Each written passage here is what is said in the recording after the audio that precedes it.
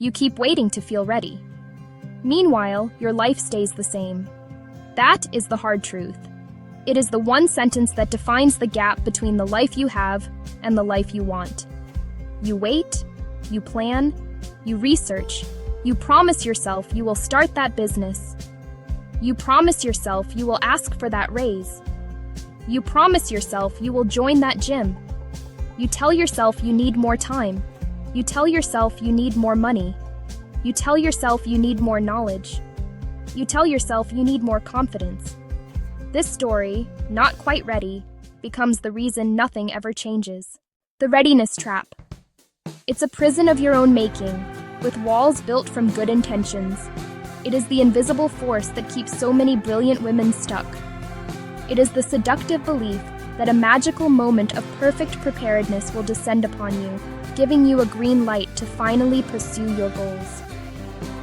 We wait for certainty in a world that offers none. We wait for a sign from the universe, some external permission slip. We wait for our fear to magically disappear. We wait for confidence to arrive like a package on our doorstep. But life does not work that way. That package is never coming. Waiting for perfect conditions is just a sophisticated form of procrastination. It is fear dressed up as prudence, as responsible planning. And it keeps you locked in a cycle of inaction. Think about the woman who dreams of starting her own consulting business. She is talented, deeply knowledgeable, and has years of experience. She spends her evenings creating elaborate business plans and financial models. She designs the perfect logo. She tells her friends she is just waiting for her savings to hit a specific, arbitrary number. She is waiting for the economy to get better. She is waiting for her kids to be a little older. A year passes, then another. The goalposts keep moving. The business plan gathers dust. The dream, once so vibrant, grows quiet and distant. She is trapped not by a lack of ability, but by her own insistence on waiting to feel ready. Now, consider the woman who wants to prioritize her health and fitness.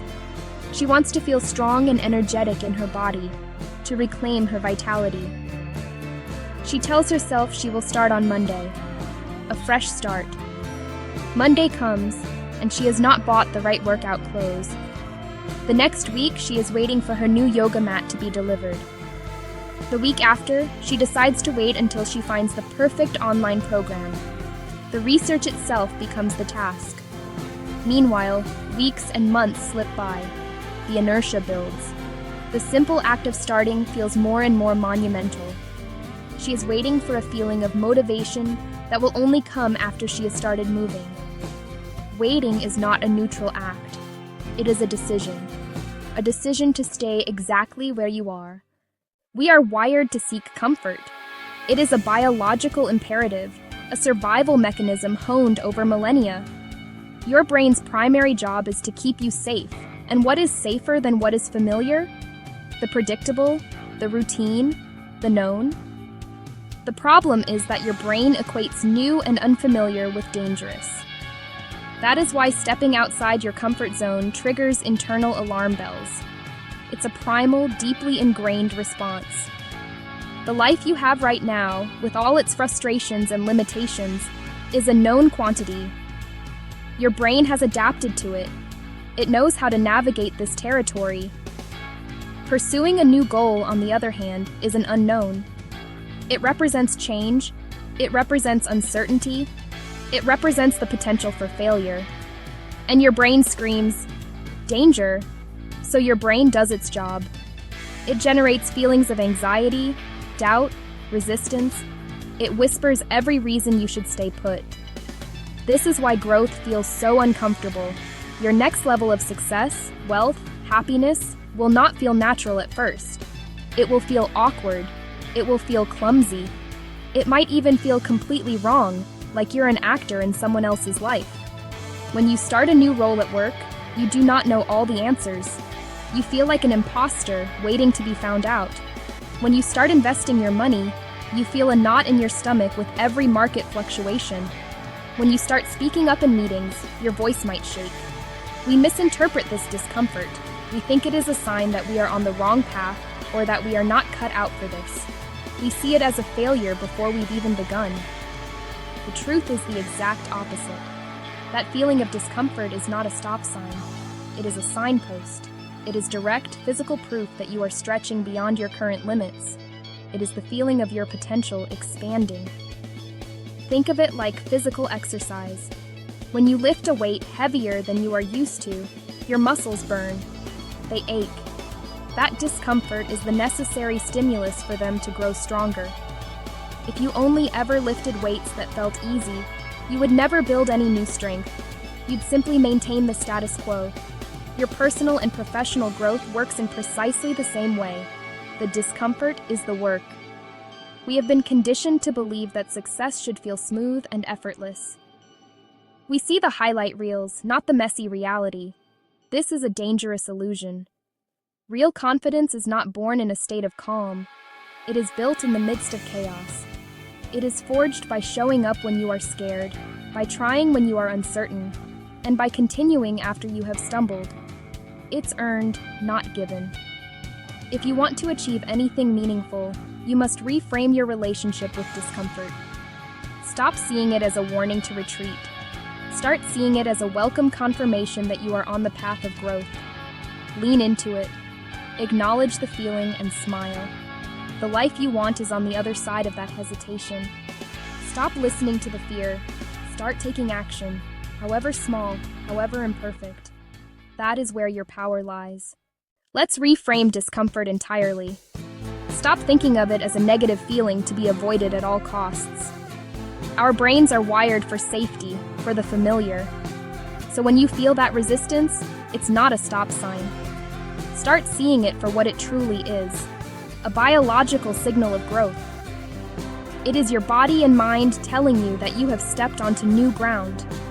It is a compass, and it is pointing you north, toward your true potential. Before you hit send on a proposal, that flutter of anxiety, that is the compass. Awkwardness walking into a networking event alone, that is the compass. The burn 5 minutes into a workout, that is the compass. It is guiding you toward the person you want to become. Every new skill feels hard before it feels easy. Every new habit feels like a chore before it becomes second nature. Confidence begins with the decision to act in the face of uncertainty. Imagine learning to drive a car. At first, you were overwhelmed. Your hands gripped the wheel. Your heart pounded. The pedals, the mirrors, the traffic, all of it. It was profoundly uncomfortable. But you did not quit. You practiced. You stalled. You made mistakes. With every trip, the discomfort lessened. Your confidence grew. It is the same with public speaking.